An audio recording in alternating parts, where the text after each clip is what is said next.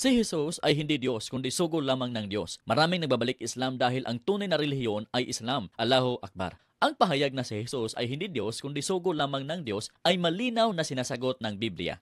Sinabi ni Jesus, "Ako at ang Ama ay iisa" sa Juan 10:30 na nagpapakita ng kanyang pagka-Diyos. Idinagdag pa niya, bago pa man si Abraham, ako'y ako na, gamit ang pangalan ng Diyos na I am mula sa Exodus 3:14.